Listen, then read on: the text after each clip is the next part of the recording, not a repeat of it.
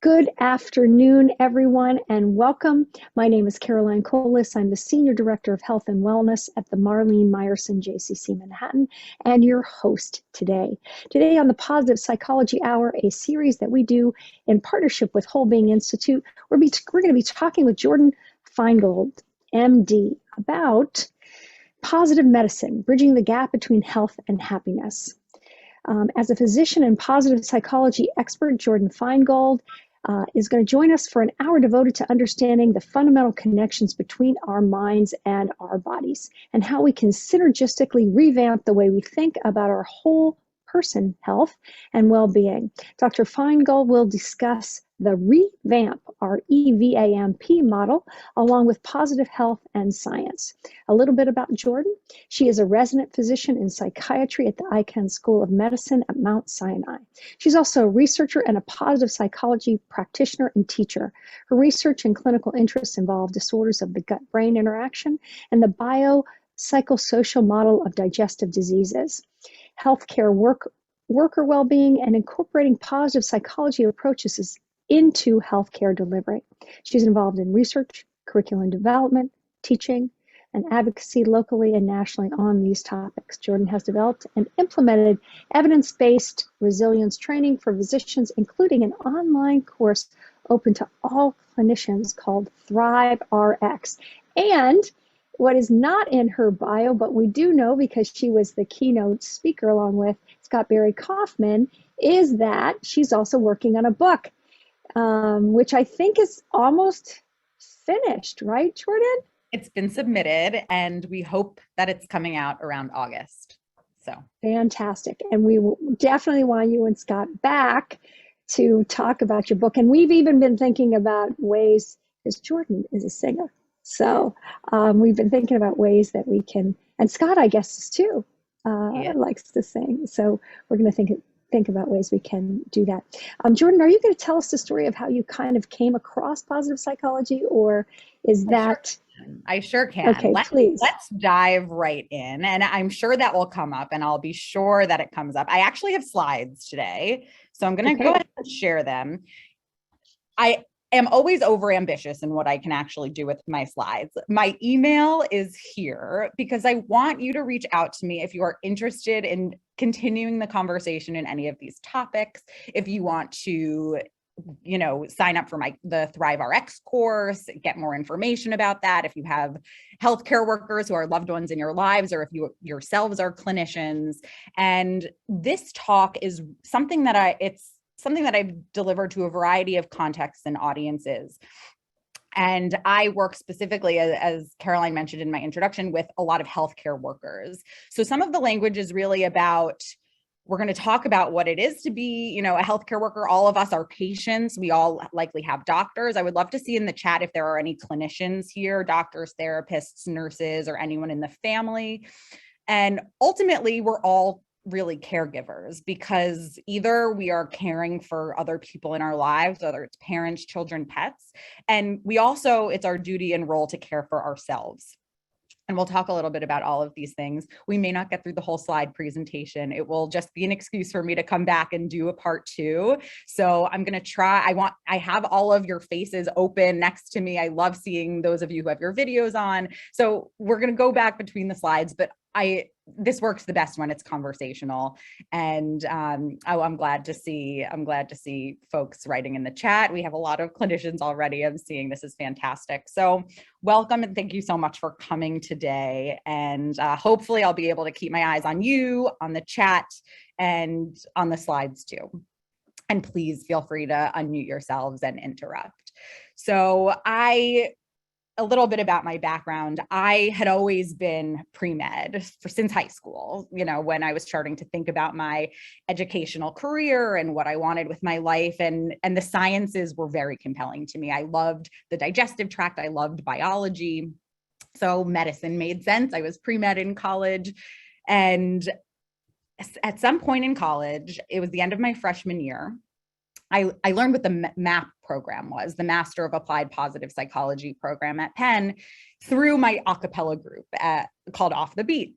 And it wasn't until I learned what positive psychology was, the science of well-being and human flourishing, we'll get to a whole slide on that, that I discovered that medicine had a lot to do with disease and dysfunction, and that clinicians themselves were suffering from burnout.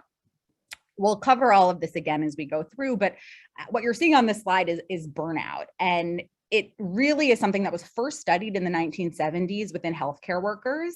But as many of you may have experienced, every industry, especially in the age of COVID, when all of the barriers between personal life and work life have been broken down, so many of us are suffering from this syndrome of burnout.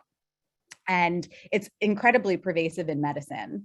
And it really it's comprised of 3 different core symptoms. And that's emotionally exhaustion, just feeling so depleted that we don't have anything left in our cup to pour from.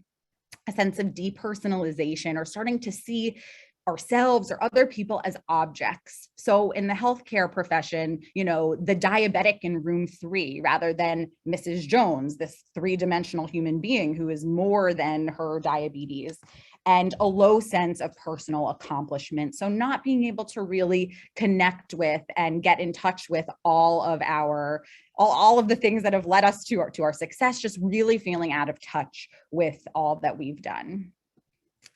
So that's burnout. And I'm sure many of you have probably experienced it at times. It's not a medical condition. It's something that's specifically related to the work that we do. But when it's not properly mitigated, it can really trickle into other facets of our lives and lead to things like depression, and it's associated with suicide and all of these horrible things that obviously we want to prevent.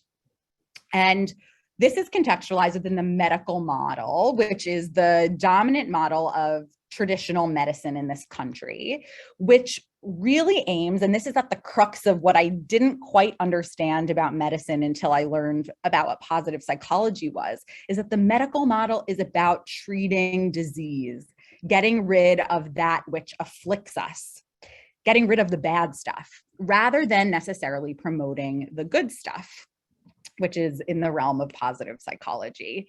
And the medical model and all of our emphasis on getting rid of what's wrong with people, it recapitulates and reinforces our own human tendency to focus on the negative. So I imagine that lots of people here have heard about the negativity bias. If you're part of these positive psychology happy hours, I love that it's positive, it's a happy hour, that we evolved throughout our human history, when life was a lot more dangerous and more brutish than it is today, to over-attend, because our life depended on it, to all of the negative stimuli in our environment. I don't know if anyone can tell me who said this, but it's a positive psychologist, and I can't remember who, but that we are Velcro for the negative and Teflon for the positive. The positive, and you can put it in the chat if you know who said that, the positive stuff just floats right off of us. Sometimes great things happen and we just keep going about. I think it was Rick Hansen. Thank you, Rachel. I knew someone in the audience would know. I think you're all, yes. So it's a great quote, and it's so accurate that the positive things, they really matter, and we'll talk about why, but it was the negative that kept us alive and able to survive, to be of age to reproduce and pass on our genes to our offspring. So having a negativity bias was very favorable throughout our human evolution. And I call it vestigial because we've evolved in our society to not need that so much anymore. And it can become very maladaptive, but it's still with us. And of course, there's less FaceTime. I don't know the last time, folks went to their physician. Did it feel satisfying? A general primary doctor, did you feel like you had enough time to really talk about your complaints and even get beyond complaints and talk about some of the good stuff in your life?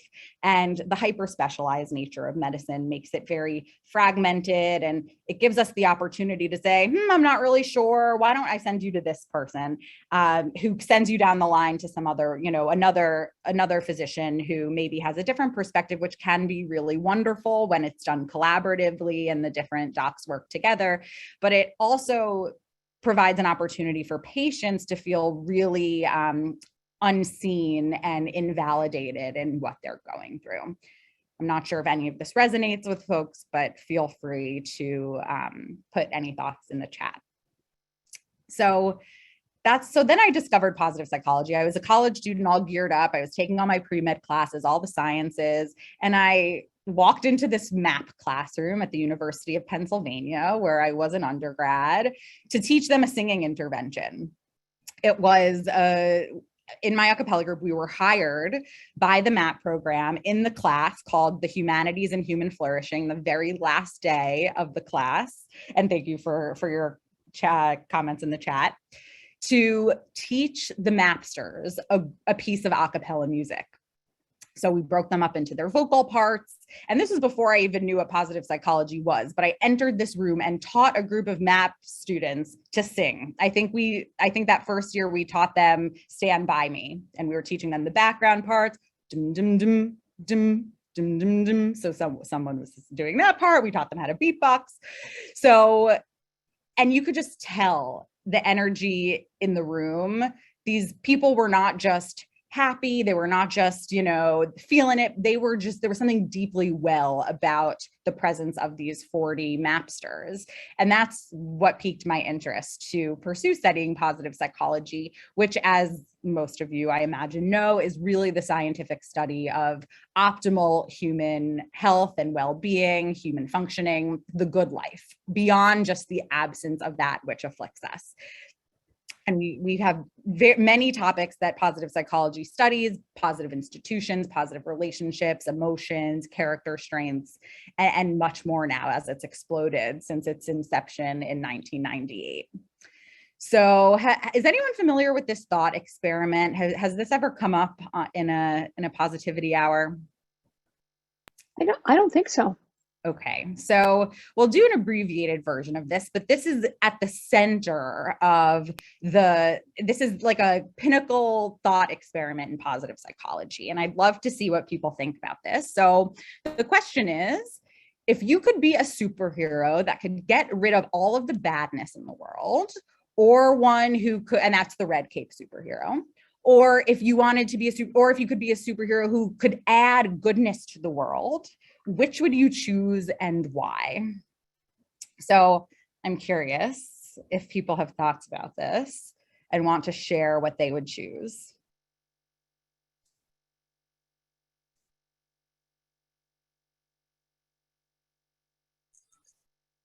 Green. Who said green? Hi, I'm Valerie West. I said green. Hi, Valerie. Thank you.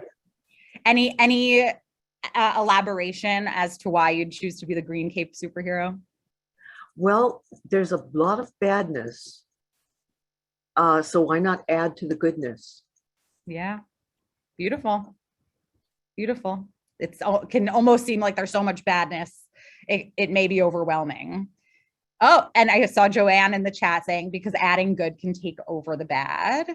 The more, and Nancy saying, the more you have positive thoughts, actions, the more they will become habitual. This is fantastic. I like the idea of changing capes. Be the red one first and then go to the green one. Heck yes. Okay. So you are like totally nailing the punchline of this. So yes, exactly what you said. And who was it who said that? It's hard for me to see everyone. My name is Helene Greenberg, Reno, Nevada.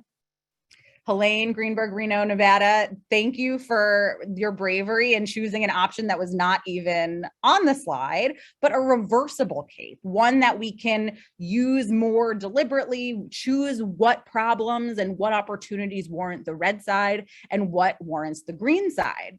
And what's so interesting is that medicine is very much about using the red cape. It's about getting rid of what's wrong with a patient and getting them, if life were a number line, really maybe to a point of 0, maybe +1. And my mission in life is to help physicians and healthcare workers and therapists and nurses help us not just to stop at 0, at a neutral place, but to use the green cape even to deal with some of the badness that we're experiencing and get us to a place of +10. So that is the case for positive medicine, which is a paradigm I've been thinking a lot about since combining my degrees in positive psychology and my work as a physician. And the idea, we know that health is more than just the absence of disease. This was in the preamble of the World Health Organization Constitution in 1946. And yet the way that we've practiced has just lagged pretty far behind. And this really starts with physicians and as the conduits of health for our population. And that physician will hardly be thought very careful of the health of his patients if he neglects his own. How can we, and this applies to any human being who's taking care of another, how can we sustainably take care of other people if we are not first caring for ourselves? And when we're feeling demoralized, when we're burned out, we are so fixated on surviving. Thinking about thriving can seem like a really, really ambitious gesture. So this is the case for a more positive medicine. And I define it with these 4 sort of core principles. So positive medicine is a deliberate and balanced approach to medicine that centers well-being, not just getting rid of disease, but really promoting well-being as the goal for optimal patient care delivery. It recognizes that the absence of disease, getting rid of the bad stuff, doesn't necessarily result in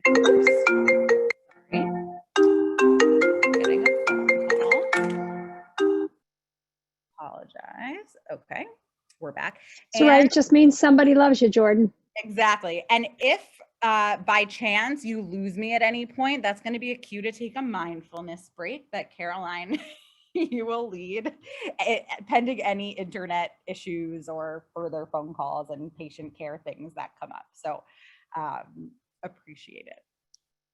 So I apologize. So positive medicine recognizes that just because we're getting rid of disease does not mean that automatically results in the presence of health or well-being. And the aim with this is to equip medical professionals with an evidence-based path forward to help themselves live happier, healthier lives on par with and in service to their patient care. And ultimately positions our field as one that aims to promote the thriving. Ooh, let me get this. Why don't we take a few minutes? Sure. Not at all. Okay, I'm going to just stop sharing so you guys can see me. Appreciate and it. We're going to do a mindfulness break, everybody. Can you see me? No. Okay, hang on one second. Oh, I think Jordyn's done. Jordyn's back. Just unmute, Jordyn. All right. No, it was non-urgent, but you get the same call twice, and we just want to make sure that everyone's more than alive. So in healthcare, for those of you who have been in healthcare, in nursing, in medicine, or have family members, you'll realize that this is actually a fundamental paradigm shift over the last several decades, that self-care, putting anyone first that's not the patient, was seen as selfish and was seen as actually unacceptable within this culture.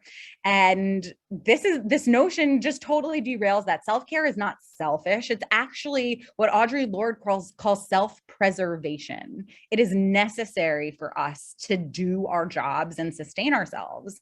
And as you all know, and why we're gathered here today, it's because these things can be learned and developed, that well-being and resilience, they're not just qualities that you're born with or not, that a huge proportion of the variance in these things that we see in the population can actually be taught, and we can learn skills that become like habits.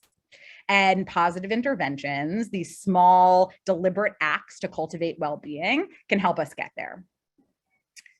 So I think this is probably the most important slide of the day, that the presence, and we've talked about that, I've talked about this in words, but to actually see it, that the presence of well-being does not just mean that we don't have ill-being or mental illness, but that these things are on orthogonal, related, yet distinct continua. And this figure comes originally from Corey Keyes, and we adapted it for a paper on resilience in the age of COVID-19. But this idea that we can have high well-being and still experience a mental illness. And just because you don't have a mental illness doesn't mean that you necessarily have high levels of well-being. And, I think people often conflate these terms. The well-being and wellness becomes this sort of a buzzword.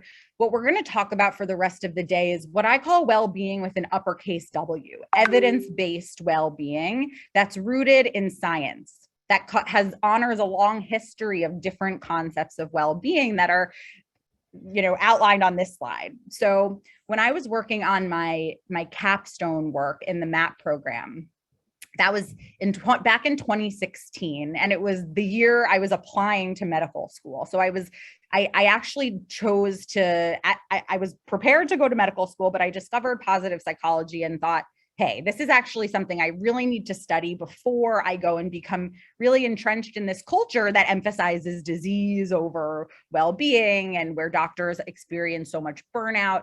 So I tried to do an analysis of different theories of well-being that had existed across the literature. And what's not here, and I know Tal Ben-Shahar and the SPIRE model, it's actually very similar to Isaac Prelitensky's model, which is listed on the right here.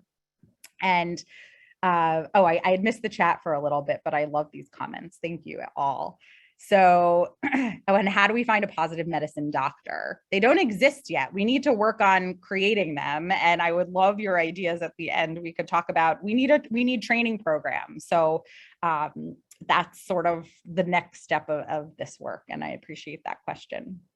So I scoured the literature to look at a model that I thought would resonate really well to say, if we want to create a generation of positive medicine doctors, we need a definition of well-being that is going to be generalizable and reproducible across our population, and something that's sticky enough for doctors who are incredibly busy to learn and internalize and understand and be able to translate to their patients. And that's where Revamp was born.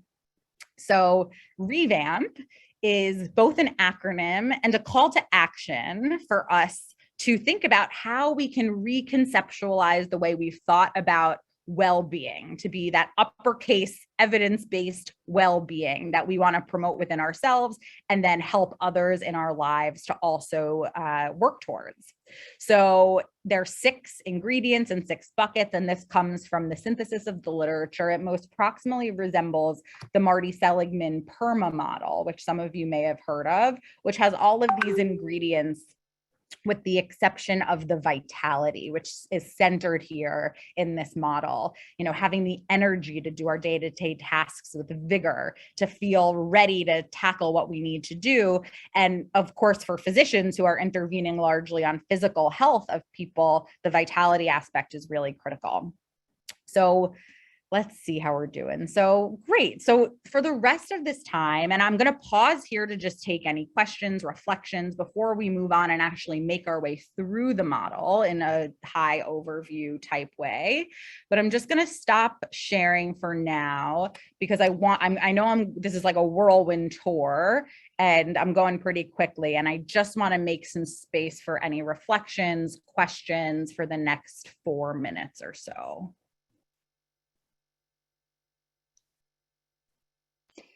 So Jordyn, are you sort of creating a model by which physicians can be trained? Is that part of the dream for you?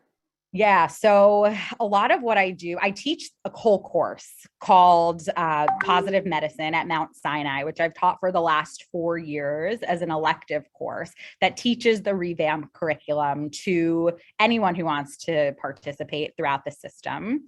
I'm teaching that again, totally virtually in April, if anyone is interested in joining. And that's a live class once a week. I think we're aiming for 75 minutes. It's usually 90 minutes, but I'm trying to eliminate some Zoom fatigue. So 75 minutes on Mondays at 7 p.m. starting in April. And that is to really give those who want to deep dive into the science the full foundation for the positive medicine model. we're also infusing positive psychology interventions into the everyday medical school curriculum, the standard practice here at Mount Sinai, and in our residency programs as well, in monthly one-off sessions. And that's something that we've developed called the Peers program. It's really about building social support around positive interventions. So the idea is that I need to, and we've trained a lot of people in these curricula, create really like a coaching program for folks who want to train clinicians in the future. But of course, you know, as I'm only an intern and still going through my training, I want to use these years to figure out what's the best way to do this, and, you know, really take our time to figure out how do we make this really work in a practical way in the lives of physicians. And I don't know if you saw, Dale White said the nursing education included self-care by Dorothea Orem. Fantastic. It's so important to learn it early, like in our education, because by the time we get really set in our ways and have been practicing for decades, I think those are folks who need it the most, but it's just so hard to unlearn all of the habits and not taking care of ourselves that have been so, you know, central to the culture of medicine for so long. And it's not only habits, isn't it? Isn't it sort of an attitude meeting? I have to do it all on my own. Sanjay was talking a little bit about this when he came on, that you know, there's a competitiveness to med school, that I can't admit weakness. Can you talk a little bit about that and how that interferes with that culture as well? Yeah, so the culture of medicine is really cited as one of the strongest factors that produces burnout, and the institutions of medicine, where there's so many demands on us. And, you know, sometimes we have to remember, like, we are just human beings. Like, we're tasked with this immense ability of really taking care of another human life. And with that responsibility comes a lot of like a personality structure that can really develop around that, and certain qualities, competitiveness, obviously academic diligence, putting your head to the ground, being able to shut out the world. Those traits become almost selected for in our population of future doctors, because there are just so many steps, the ability to delay gratification. There's so much that comes in the way of becoming a healthcare worker. And self-care, only in the last few years has become something that we are really looking to value in, you know, in our applicants. So I think, and there's some great questions coming into the chat. Yeah, and I know that Jody has her hand raised. Oh, Jody, yeah. did you want to unmute? Thank you so much. I am so excited, Jordyn, about your work. I have to say, I have a Jordyn Hope. My daughter's Jordyn Hope. So I saw you're Jordyn H. I didn't know if it was for Hope, but Heather. Those little things, right? Those little things that combine with your work. I took a deep dive, and it is so other than education, right? Like, I retired early in September. I was a school principal for 17 years and an administrator. And I would always say to my teachers, aside from what you're doing, especially over the last 2 years, doctors, the people in the field of medicine, caring for others, the burnout is so intense. And the idea of resilience, grit, positive psychology. I spent most of my time with my counselor, and I really, part of why I left was because I want to find another way to build this in our kids. And we're faced with so much in your work. It feels to me like this wraparound. If we could expand this work of self-care and the importance of that with all of your sciences, it just is so connective, and I am so thrilled, and your family must be so proud of you. Thank you, Jody. So what you're saying is, you know, in the talk about positive education and getting this, you know, the work that I'm doing with physicians as the conduits to translating this to patients, it's the exact same mindset of getting it to children in the school classroom via teachers. And the way that, you know, the way that we empower teachers to care for themselves without it being, you know, the biggest challenge in this work is how do we teach this in a meaningful way without it just being an add-on to the schedule, without it just being yet another responsibility that we have to throw on already overwhelmed people. So that's, figuring out how to work with administration at my medical school to get it embedded during curricular hours, to protect an hour for residents, to give them lunch and feed them and, spoon feed them positive psychology in their lunch hour. We have to be really creative to not make this feel like a burden, but to really make it a space where people can come, feel empowered, have a sense of community. So, I want to pause there, address Sue's question, and then we can dive back into the revamp model and just continue the conversation. Thanks everyone for your comments. So Sue asks, how can I as a patient get a doctor to look at me differently? It's a really big question and a really brave question, because I think, and every doctor, every human being has different needs and, different pressures from their hospital systems, pulling them in in different directions. And, this question getting at the essence of like the doctor-patient relationship as a dyad. How do we conceptualize this relationship? How do I make a change in this relationship if I think my doctor has pigeonholed me in this way and, or sees me in a way that I, don't see myself as? It's a really big question. And I don't have a simple answer to it other than I want to uplift that and just honor that it's a big issue. One of the questions that I always like to ask every patient is, what's something that you want you want me to know about you that you've never shared with a physician before? And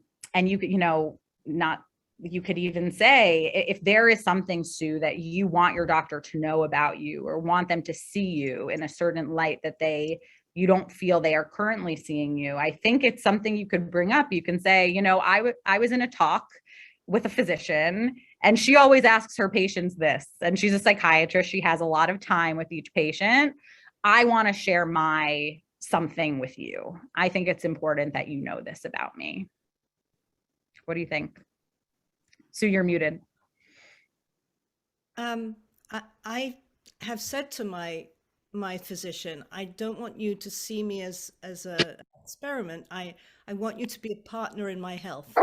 I want you're not responsible for my health. I am. We are, yeah. Help me to grow and be better. And she's looking for what's wrong. What tests she can do. And I'm like, no, I don't need you to find what's wrong with me. I need you to help me be right, I have to get to another doctor. I need a referral. And I've already gone through like 3 or 4 of these specialists. And my doctor said to me, what are you looking for? And I said, I'm looking for you. I want you. Her face got all red. She was so embarrassed. But my primary care doctor is just so good that I want to find another one. And she said, you might have to lower your expectations. Well, that's a blessing to have someone who you love so much. And I think what Sue is speaking to, I don't want you to find what's wrong with me. That's how we are trained. That is the profession. It's how we are cultured. It's to find what's wrong. And, doctors can get sued if they don't find what's wrong. So there are all of these pressures. I think, remembering the doctor-patient relationship is really sacred. I think if you're feeling something, if you're not able to ask a question you want to ask, if you're feeling something is holding you back from sharing something that you're feeling, the relationship will be the way to move forward in that relationship is to share. I noticed that I'm not telling you this, and I wanted to tell you this, and then maybe we can explore why I haven't shared this with you. But I think it's really important, and to remember that they're just human beings, and we are not just because we have chosen the path of healing and we want to help people be healthier. we are going through our own struggles as well. And, doctors get put on a lot of pedestals in society. And I think it's important that we do remember sometimes that they are human beings as well. And don't you think, Jordyn, that the patient has a negativity bias too? In other words, it's pretty easy, right? Right. So it's pretty easy sometimes to see our doctors, put them on the pedestal, and also see what's wrong, what they're not doing, right? And I know that doctors oftentimes have appreciated when I've come in and said, thank you. This is what you do that really makes a difference. That's really helped me as a patient take responsibility for my own care. Totally. My own health.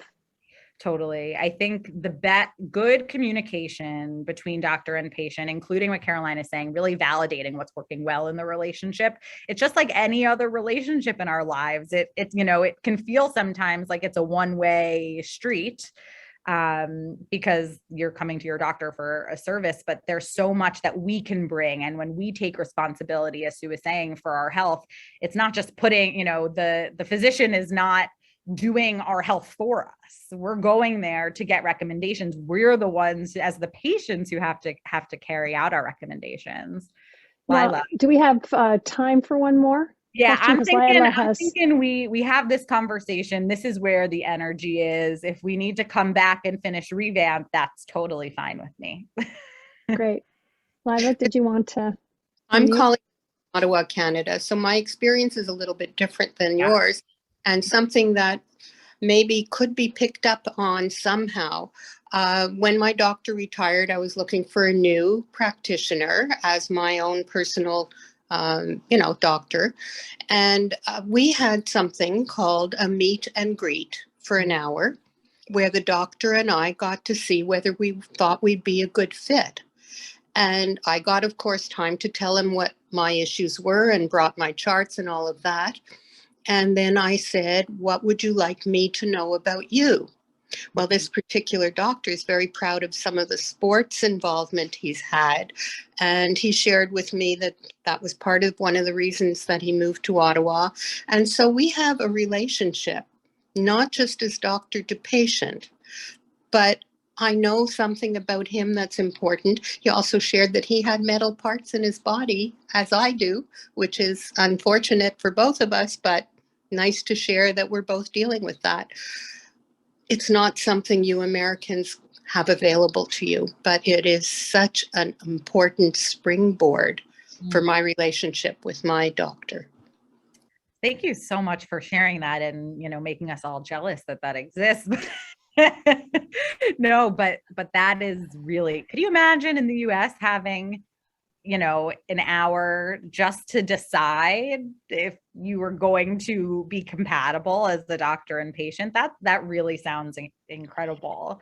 Jordyn, it kind of reminds me of what Chris Peterson would say, right? Which is that other people matter, right? And this is the opportunity to develop a relationship, right? And that prioritizing that.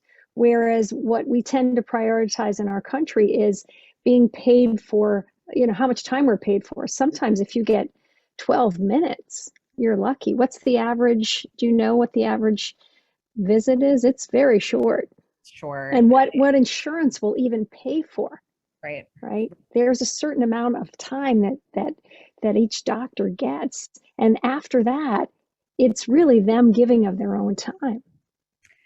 And, what's crazy is like the amount of information that a doctor has to know now. Like the books get bigger and bigger and bigger every year, but what we need to know off the top of our heads gets smaller and smaller because of the information we have access to with our computers and all of the resources we have. So what I'm hoping is that in this age of information and technology, where we have AI reading scans for us and doing formulas for us, that the human-centered nature of medicine, the relationship, will get re-put into the center of healthcare, because in and of itself, the relationship between doctor and patient, no matter what we're treating, is therapeutic. In fact, for some conditions that we have, some that I specialize in, which are disorders of gut-brain interaction, previously called functional conditions, things like irritable bowel syndrome or functional dyspepsia, where there's no underlying inflammation, there's no underlying motility issue, there's nothing that we can see under a microscope or on pathology slides or on a scan, yet people are very debilitated. And one of the best treatments we have for those functional conditions is a therapeutic doctor-patient relationship. And more with long COVID, with, things like fibromyalgia, where we don't have really good lab tests to detect what's going on with people, the doctor-patient relationship is absolutely going to be the most essential thing for helping people heal. Yeah, we happen to have Dr. Liana Leonoff, who's been a speaker. She's in a loud place, but she's going to add something to the chat because this is also her field as a physician in introducing positive psychology into medical practices too. So she's going to add something. She said this, Jordyn, she'll get a hold of you. She's really excited about what you're doing.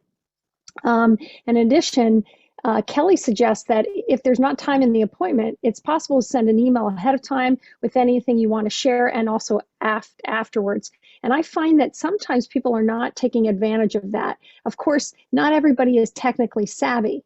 And sometimes the portals that they have with medical institutions to, communicate to your doctor. But I do find that doctors are very responsive in answering questions. In fact, when my husband was going for his surgery, I communicated with the doctor about, okay, he's never been to the hospital before, can you just take an extra moment with him, et cetera, et cetera. And the doctor was very responsive. And I found that, and this is interesting, Jordyn, maybe you can tell me about this. If I sent the email at night, he always responded in the morning. And I think that was probably before he did his rounds and stuff like that. So some of this is understanding the pressures that they're under too, right? Totally. I mean, as I move forward into my career and leave training and eventually maybe, go into private practice, but have my own patients who are truly mine and not just patients of my clinic or of my hospital, that I imagine there's a world where, I could decide that I'm going to take calls 24/7, or I'm going to have to put boundaries on when I take my calls and turn off and think about the other aspects of my identity other than physician. I want to be a mother one day. I'm going to be a wife. I love theater. I would love to pursue that in my life. And being able to be the best physician that I can be is very likely going to involve not having my phone on me 24 hours a day and not answering emails all the time whenever they come in, but rather structuring that time in my day so that I can address my patients' concerns and also be a human being. So, and everyone has a different style. And I think it's really just about finding someone who has a style that works for you and making sure, having some opportunity to make sure it's a good fit. And if it's not, figuring out if maybe it's not the right person for you. Yeah. But Carla asked a great question, which was, let's see, let me add this. She said, what would be your suggestion when the medical doctors really do not support my alternative treatments, chiropractic, meditation, anything holistic? That's so tough. That's one of the biggest things that I face bringing some of these interventions to mainstream medical practice, is confronting those who don't believe or even poo-poo alternative therapies. I would say that the popular opinion of most doctors is that if it's not harmful and you believe that it helps you, do it. I think where it becomes problematic is when, there are certain supplements that may not be, fully, regulated, or, there are some snake oil salesmen who will, repackage things and sell them and they're not regulated. So I think, people can get really taken advantage of by some alternative medical therapies. And obviously we want to avoid that. But things like acupuncture, chiropractic, dietary changes, these are all, especially when supervised by a clinician who is trained. I think integrative medicine and functional medicine are fantastic opportunities to augment our toolkit. There's just, there's a lot of mystery in and hesitation in things that we don't know about. For example, I believe there's a requirement that in medical school we get 9 to 14 hours of training in nutrition. Most of that is in the context of biochemistry when we're learning about vitamin deficiencies. Very little of it is actually practical on the ground. Here's how a patient should eat for this condition. So a lot of doctors have no idea. And that's why we see a lot of doctors who are suffering from obesity and cardiovascular disease at rates comparable or even higher than the general population, which is a huge problem. But it means we also have to take it upon ourselves in the midst of a very busy training and life to learn these things. So I think hesitation, I think it's good to explore what the doctor's hesitation is. If they're just poo-pooing some of the things that you're doing, I think it's important to really understand, what about this are you concerned about? What would you suggest? And then ultimately, I think really you have to make the right decision for you. And if that means seeing a doctor who's more accepting of that, I think that may need to happen. It's kind of interesting that there is so much resistance, because even in clinical trials, the placebo effect is 33%. So what that means, everyone, is that if you think it's going to work, it's going to work. So I wonder, I know that Revamp is about the mind-body connection. So it would seem like you could say, well, gosh, if it isn't harmful, it actually might work because of just the science of placebo, right? Yeah, I'm gonna pull up one of my slides just so the placebo effect is something that we absolutely need to start taking advantage of in medicine rather than just poo-pooing against our standard of treatments. Let me just show you one thing here. Okay, so here's a slide. I'm not even putting it in presentation mode. But exactly what Caroline is just saying, there are a few things here. So this study, can a nice doctor make treatments more effective? You may have seen this headline in the New York Times. This was a randomized trial that was conducted out of Stanford in their mind-body lab. Aaliyah Crum is the principal investigator there. And they did a study where they brought patients into the lab and they induced an allergy response. They gave them like a skin allergen. And then they came in, they had different doctors using different scripts. Some were kind and some were less kind. Doctors using their scripts and their words and the way that they were basically acting to basically reassure patients or be a little more cold and evasive. And then they gave all of the patients a little unscented lotion, which they told the patients was an antihistamine that was going to get rid of their allergic reaction. And what they found was that the doctor, and of course that was a sham. It's a total placebo. It's not it was just unscented lotion. It wasn't a true antihistamine. And what they found was that the physicians who were kinder and more compassionate had patients who recovered more quickly and more completely from the allergen. So just having a doctor who was kind, who was reassuring, took a total sham treatment and actually made it work for people. So that's a healthcare example.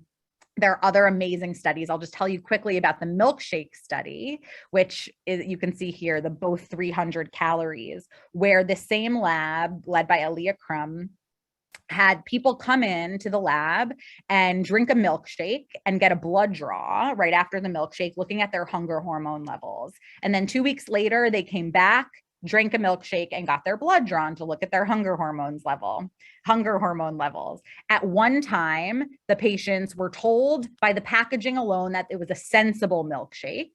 And the other time they were told they were getting an indulgent milkshake. But really it was the exact same milkshake. So the placebo effect was in the belief mediated by the packaging of the milkshake. So, 2 weeks apart, they couldn't remember what the milkshake tasted like. So what they found when they took the blood of the participants is that those who got the indulgent shake, which was really the exact same thing as the sensible shake with better packaging, had physiologically in their body had lower levels of hunger hormone after they believed they were getting something indulgent, compared to those of us who thought we were getting something sensible. our bodies knew just from the packaging that we were depriving ourselves and they were physiologically less satiated. So that's a lot of words to say that when we think we're having an indulgence, our body, even when it's the same thing as the light and fit option, our bodies actually internalize that and are physiologically more satiated. So this is one of the reasons why diets don't work, is that when we think, even just the power of thought, no matter what number of calories we're getting in a day, when we think we're depriving ourselves, our bodies sense that. We have a very powerful mind-body connection that is seen in these studies. And there are other ones we could talk about, but for the sake of time, I'm just gonna stop here and take Lila's question. I see your hand up.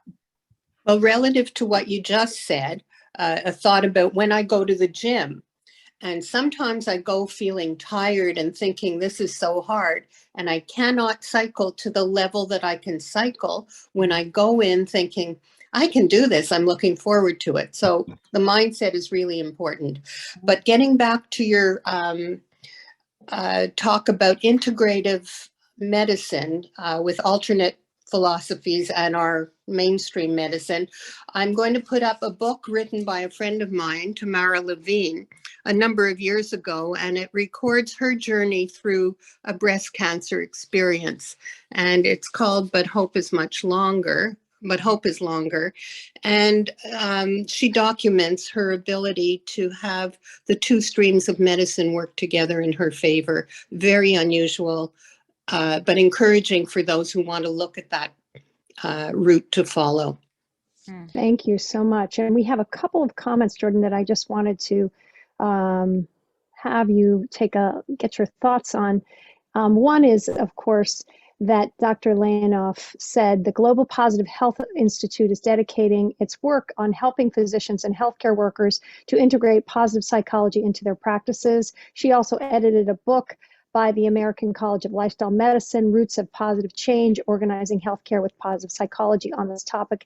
And the aim is to develop training and tools to make this as relevant and easy as possible. And of course, Jordyn and Dr. Lanoff will connect after this. And this is one of the most exciting things that I find often happens on the Positive Psychology Hour, in addition to our Broadway Best for Breast Cancer and a lot of our other programs that we have when we have doctors on and we have other professionals, and we really learn from one another. We are each other's teachers, which is so, so important. And there's a couple other comments that I just wanted to say in regards to nutrition. We have, I don't know if Jordyn, you're aware of Dr. David Katz. He wrote this book, How to Eat. He works a lot with Mark Bittman. His whole approach is on nutrition as a lifestyle and longevity. He's a physician that's dedicated his entire life to this and done many, many studies. This book is fantastic. And again, he will be back doing a series with his wife, which is really fun. They get together in the kitchen and he offers the science and she offers the good food. So stay tuned for that. Yeah. And just to interrupt, we literally are what we eat. When you think about everything we put into our body, that becomes the matter that makes us us. So it's so important, and it's a hugely undervalued area of study in practice in medicine. So sorry, continue, Caroline. Yeah. And I think that what I love about what you're talking about, Jordyn, is there's other physicians like Dr. Lanoff, like yourself, who are looking at how can we support the system. And let's face it, at some point in our lives, we're going to interact with the healthcare system, and it's imperfect. So to spend some time and have professionals like yourself, especially early on in your career, looking at that from the outset and going into your profession to say, wait a second, how can we make this better for everyone? So it's a win-win, not just for the patient, right? You know, what's the physician's oath? First, do no harm. Well, that includes to oneself. And that's, I think, one of the gifts of positive psychology. Rachel said, it took me nearly 30 years to get a serious debilitating condition diagnosed. I went to a doctor after doctor and was dismissed constantly. I finally found the one who diagnosed me. She is so wonderful, warm, caring, knowledgeable that I see her despite her not taking my current insurance. It's sad how rare someone like this is. And I really, and I wonder how you feel about this in relationship, not only to the placebo effect, but we have to be our own advocate, right? it's really like we are the center of the revamped model, right? 100%. Can you talk a little bit about that? So it's so funny. So absolutely, I'm just putting another book in the chat because it's about it's a book that's co-written by a physician and a patient about the importance of advocacy, patient advocacy.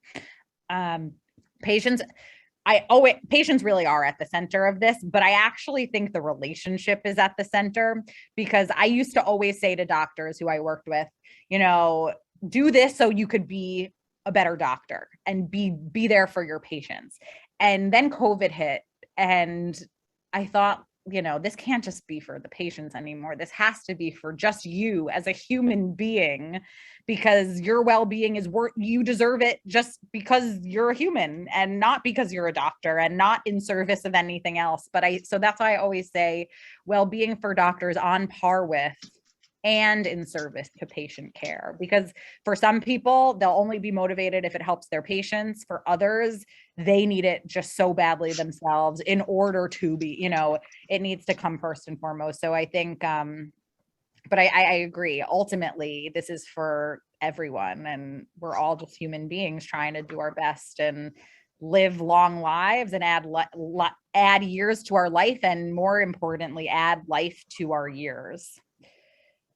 And here's another one that's, I love this one because it's also true. It's like functional medicine is intriguing, but some of these doctors seem to self-promoting and almost none take insurance. I'm most in alignment with that point of view, however, also a conflict. And it's really true what's happened with, at least in America, and we all are jealous of that our Canadian who said that she gets an hour.